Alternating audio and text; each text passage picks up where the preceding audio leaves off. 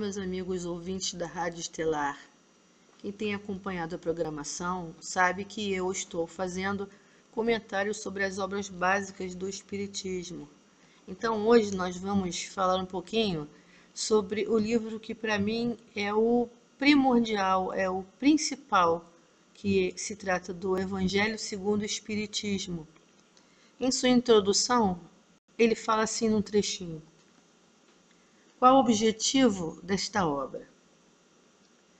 Podem dividir-se em 5 partes as matérias contidas nos Evangelhos. 1. Os atos comuns da vida do Cristo. 2. Os milagres. 3. As predições.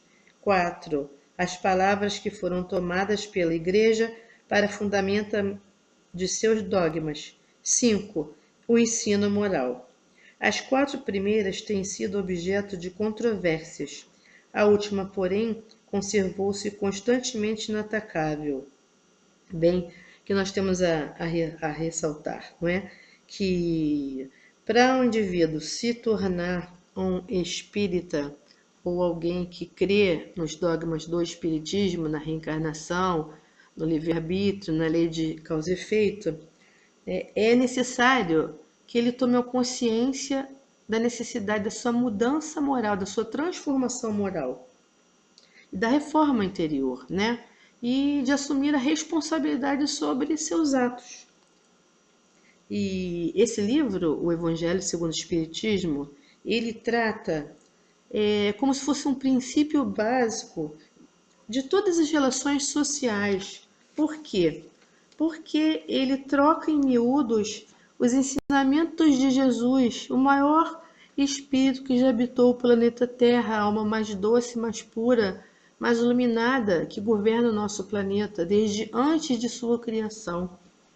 Então, é sobre esse livro super interessante, maravilhoso, que nós vamos falar um pouquinho hoje, começando a citar resumidamente do que trata os capítulos do livro, que é o seguinte: no capítulo 1, Kardec fala sobre não vim destruir a lei. Ele fala sobre as 3 revelações de Moisés, do Cristo e do advento do Espiritismo, da aliança que há entre ciência e religião. No capítulo 2, intitulado Meu reino não é deste mundo, fala sobre a vida futura e a realeza de Jesus. No capítulo 3, há muitas moradas na casa de meu Pai. Versa sobre diferentes categorias de mundos habitados, sobre a destinação da Terra e sobre a causa das misérias humanas. Mundos de expiações e de provas e mundos de regeneração. No capítulo 4, ninguém poderá ver o reino de Deus se não nascer de novo. A diferença entre ressurreição e reencarnação. Capítulo 5, Bem-aventurados os aflitos. Fala sobre a justiça das aflições, sobre causas anteriores das aflições, sobre o esquecimento do passado, sobre o suicídio e a loucura, sobre os tormentos voluntários, a melancolia, as provas voluntárias, entre outras coisas, sobre a eutanásia também.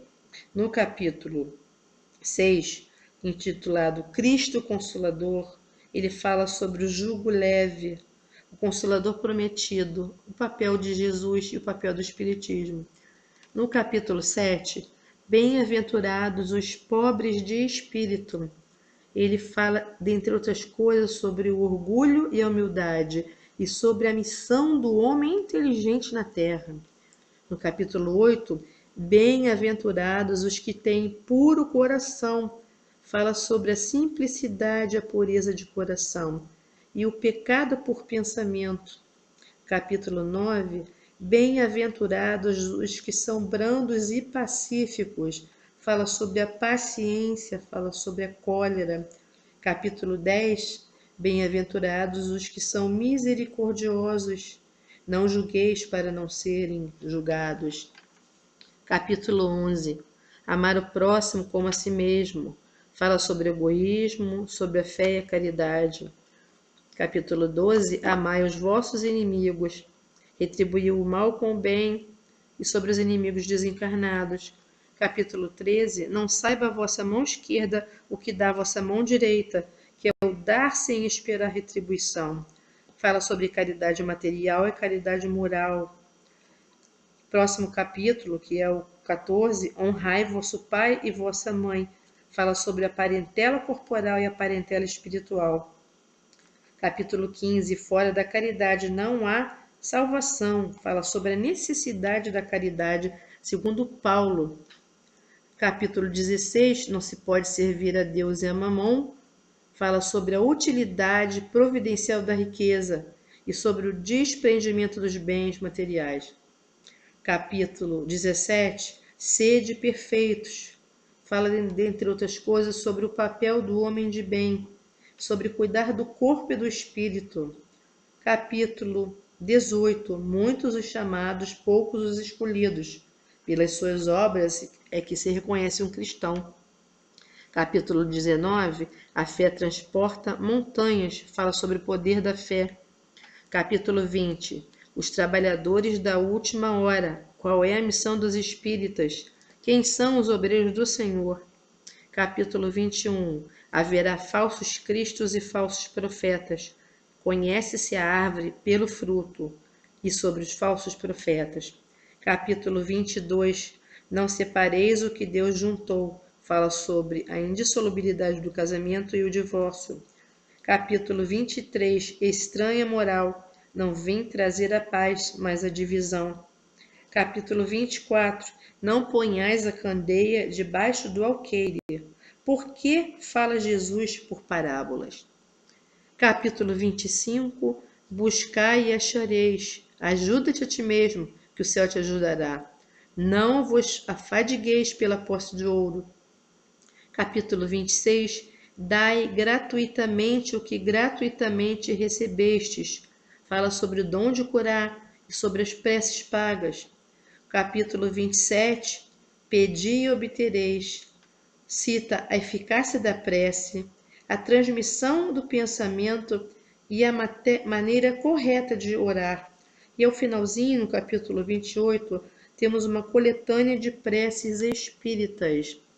Então, meus irmãos, assim, lido aqui um pouco resumidamente o índice do que trata o conteúdo do Evangelho segundo o Espiritismo, né, nós vamos aqui ler e comentar algumas questões que nós julgamos pertinentes desse livro, né? Como eu falei ainda há pouco, Jesus falava por parábolas, não é? Porque ele queria que os seus ensinamentos perdurassem pelos anos, pelo tempo. E a maioria das pessoas não era alfabetizada, não sabia nem ler nem escrever. Então a parábola é uma maneira figurada de se passar os ensinamentos. Então Jesus utilizava isso, né? Antes de Jesus veio Moisés preparar o caminho para Jesus, né? Em seguida, os profetas antes de Moisés, João Batista também para preparar o caminho para Jesus. Veio Jesus trazer o amor, trazer todos esses ensinamentos. E posteriormente veio o Espiritismo, trocar em miúdos as parábolas de Jesus, não é? E dentre os objetivos do Espiritismo, né, ele fez antigamente, o Espiritismo, como fez antigamente a minha palavra, a palavra de Jesus, tem que lembrar aos incrédulos que acima deles reina a imutável verdade, o Deus bom, o Deus grande, que faz germinarem as plantas e se levantarem as ondas. Revelou a doutrina divinal como um ceifeiro, ele reuniu o feixe, o bem esparso no seio da humanidade e disse: vinde a mim todos vós que sofreis. E Jesus ainda dizia: venham instruir e consolar os pobres deserdados, venham dizer-lhes que elevem a sua resignação ao nível de suas provas, que chorem por quanto a dor foi sagrada no jardim das oliveiras, mas que esperem, pois que também a eles os anjos consoladores lhes virão enxugar as lágrimas. Em verdade vos digo, os que carregam seus fardos e assistem os seus irmãos são bem amados meus. Instruí-vos na preciosa doutrina que dissipa o erro das revoltas e vos mostra o sublime objetivo da provação humana. Sou o grande médico das almas e venho trazer-vos o remédio que vos há de curar. Vinde, pois, a mim, vós que sofreis e vós que se achais oprimidos, e sereis aliviados e consolados. Isso foi mensagem do Espírito de verdade, no Evangelho segundo o Espiritismo, que foi em Havre em 1863, não é? O papel do Espírito de verdade foi essa mensagem. Então, estamos dando prosseguimento aqui, né? Nós relembramos que é de extrema importância para aqueles irmãos que desejam conhecer a doutrina espírita procurar uma casa perto de sua residência, uma casa espírita, se inscrever no estudo dos livros das obras básicas, procurar orientação, assistir às palestras e não fazerem nenhuma prática em casa sozinhos. Podem fazer leituras, sim, dos livros recomendados, mas nenhuma prática é recomendada. Apenas na própria casa espírita, com orientação.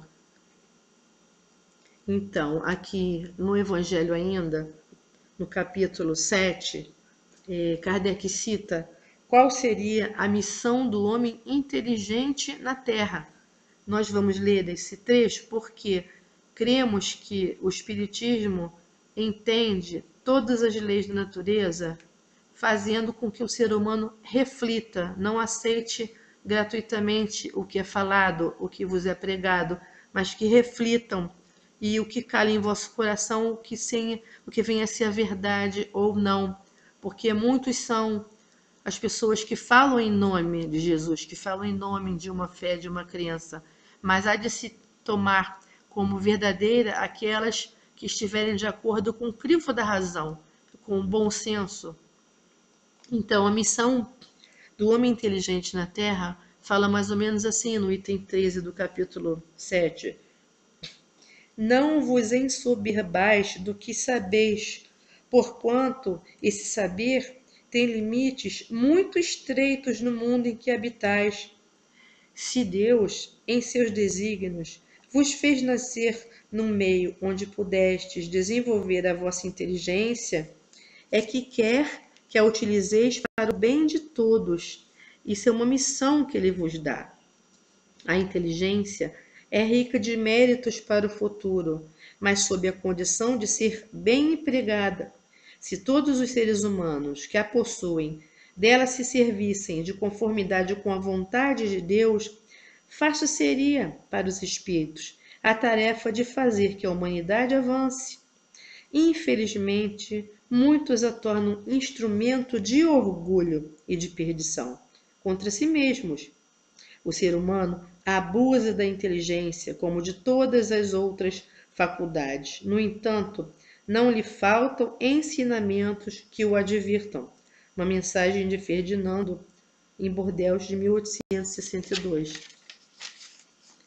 Então, aqui dando continuidade, como podemos ver, né, citamos algumas características de o que se pode chamar do homem inteligente, que usa o crivo da razão, que avalia as mensagens, que analisa, que pensa e raciocina, que pensa antes de agir, que pensa antes de falar, né? E Jesus também, em suas palestras, em suas parábolas, ele nos convocava a sermos perfeitos. Ele falava, sede perfeitos. E dentro dos caracteres da perfeição que Jesus falava, aqui no capítulo 17, ele falava um pouquinho sobre quais são os caracteres da perfeição. E dizia assim, amai os vossos inimigos, fazei o bem aos que vos odeiam, e orai pelos que vos perseguem e caluniam, né? Então, com uma visão espírita, com uma visão que vai além do que uma encarnação, com uma visão de que não se paga o mal com o mal, mas sim com o bem, porque, segundo o Espiritismo, ninguém é castigado, não existe um Deus punitivo, então nós apenas colhemos o que nós fizemos no passado.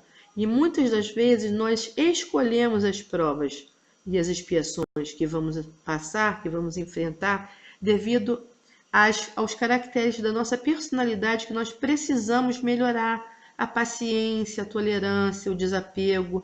Nós mesmos programamos a nossa reencarnação. Dentro do Espiritismo ainda, né, no Livro dos Espíritos, no capítulo 17, tem uma parte que é muito interessante, que é a minha terceira preferida do Evangelho, né?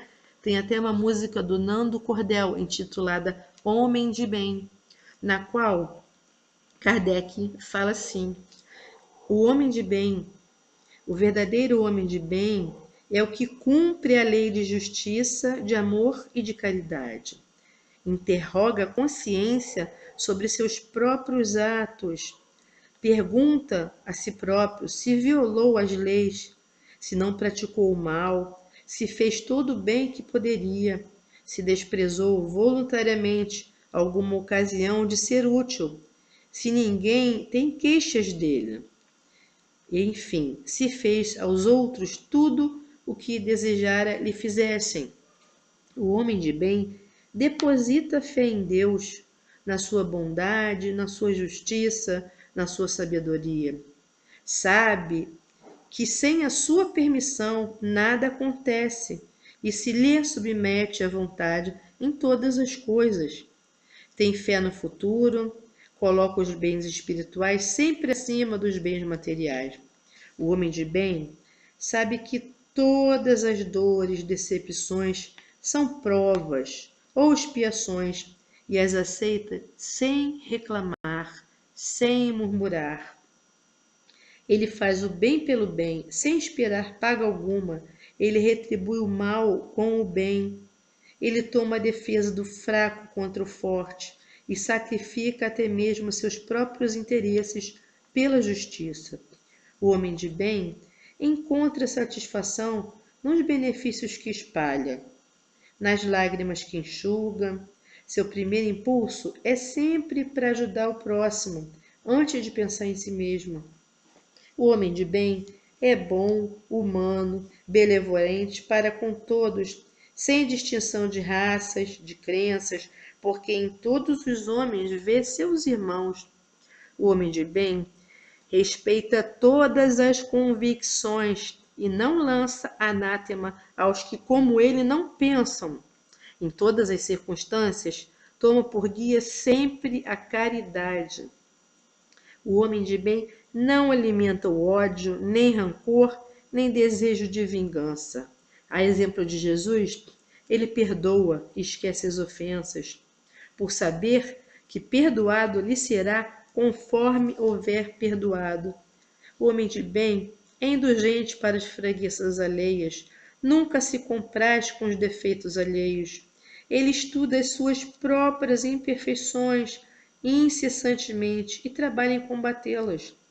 O homem de bem não se envadece de sua riqueza, nem de suas vantagens pessoais, por saber que tudo que lhe foi dado pode lhe ser tirado. Ele usa, mas não abusa dos bens. Se a ordem social colocou sob o seu mando outros homens, trata-os com bondade e benevolência. O subordinado, de sua parte, compreende os deveres da posição que ocupa e se empenha em cumpri-los conscienciosamente. Finalmente, o homem de bem respeita todos os direitos que os seus semelhantes dão às leis da natureza, como quer que sejam respeitados os seus, não é? Então, nós lendo aqui essa parte que faz alusão aos caracteres do homem de bem, do ser humano de bem, do ser humano que está agindo de acordo com as leis naturais, que não está infringindo as leis naturais. A gente escutando assim essa citação do homem de bem, podemos pensar, nossa, mas como isso é difícil de ser realizado, né? Retribuir o mal com o bem, perdoar, parece assim quase impossível em alguns momentos, mas nós sabemos que somos homens sensatos e inteligentes e que, se cremos na vida futura, se cremos na imortalidade da alma, Sabemos que não cabe a nós mais reincidirmos nos mesmos erros, nas mesmas vicissitudes. Jesus foi o maior exemplo deixado na terra. Então, é só nós estudarmos os seus ensinamentos, se pudermos no dia a dia fazermos uma breve leitura do Evangelho segundo o Espiritismo, praticarmos uma vez por semana, pelo menos, o culto do Evangelho no lar, onde você retira 10 minutos dos seus afazeres para abrir o Evangelho, ler e comentar tranquilamente. Pode ser feito com a família, pode ser feito sozinho, não importa, porque isso cria uma psicosfera harmônica na sua casa, no seu lar. Então, ser um homem de bem não é tão difícil assim. Sabemos que o mundo está conturbado, que há muita inversão de valores, não é? Mas cada um sabe em sua consciência quais das suas atitudes pode ou não infringir as leis naturais. Então é de bom senso que nós estejamos dentro das leis materiais e que nós tentemos continuadamente não infringir as leis naturais, não se opor contra o semelhante, não prejudicar nem depredar a natureza, não maltratar os animais, não revidar o mal com o mal, mas sempre com o bem, não é? E esse tratado de amor, que é o Evangelho segundo o Espiritismo, ele é capaz de modificar interiormente as criaturas mais endurecidas, é capaz de consolar as criaturas mais sofridas.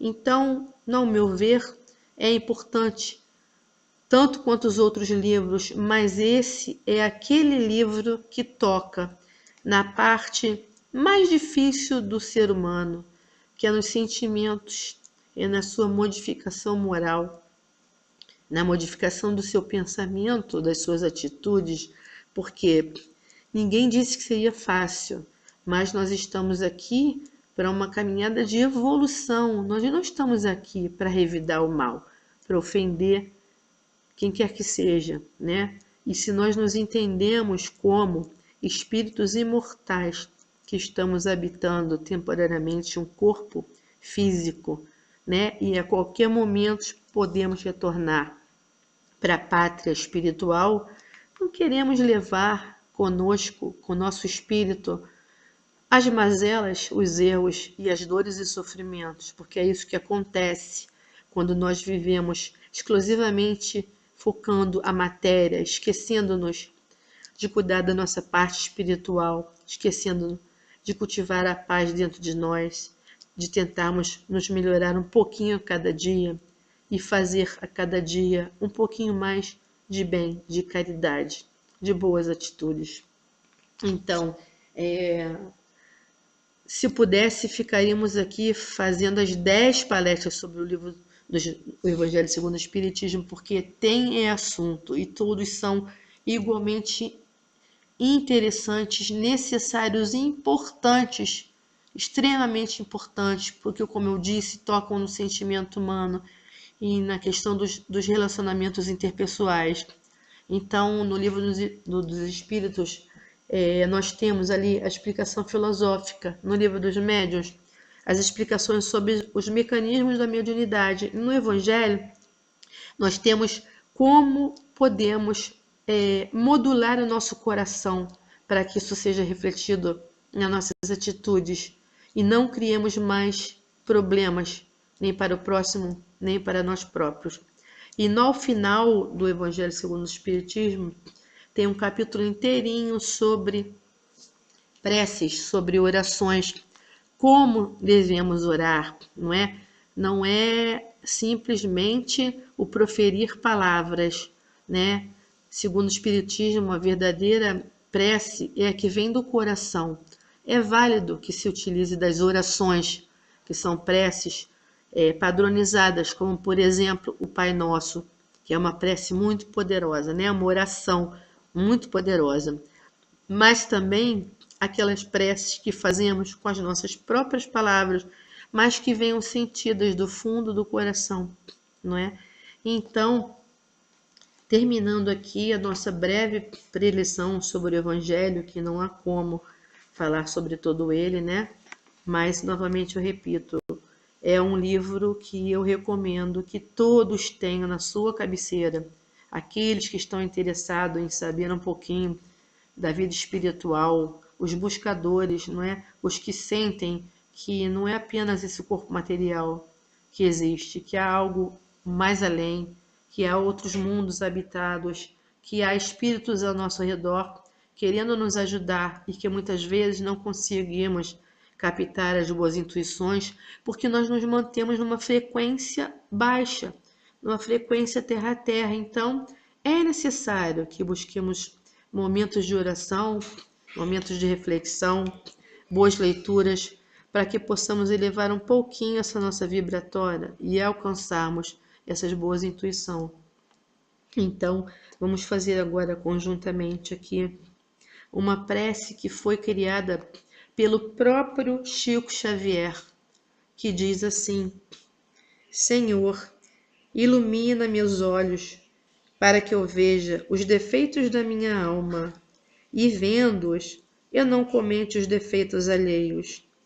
Senhor, leva de minha tristeza e não entregues a mais ninguém. Enche meu coração com a divina fé, para sempre louvar teu nome. Arranca de mim o orgulho e a presunção. Senhor, faze de mim um ser humano realmente bom e justo. Dai-me a esperança de vencer todas as minhas ilusões. Planta em meu coração a sementeira do amor e ajuda-me a fazer feliz o maior número possível de pessoas, para ampliar seus dias risonhos, resumir suas noites tristonhas. Senhor, transforma meus rivais em companheiros, meus companheiros em amigos e meus amigos em entes muito queridos. Não permitais que eu seja um cordeiro perante os fortes, nem tampouco um leão diante dos fracos. Senhor, dá-me o sabor de perdoar tudo e todos.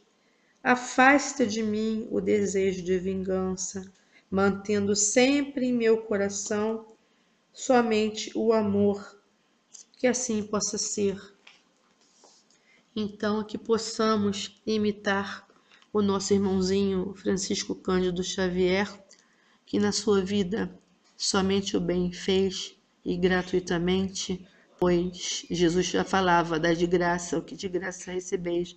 Que ele possa estar em paz, olhando por todos nós, vibrando pela terra, e que cada um de nós, com auxílio de nosso anjo guardião, de nossos guias e protetores, possa procurar se conhecer mais e se conectar mais com a sua luz interior e com o plano superior.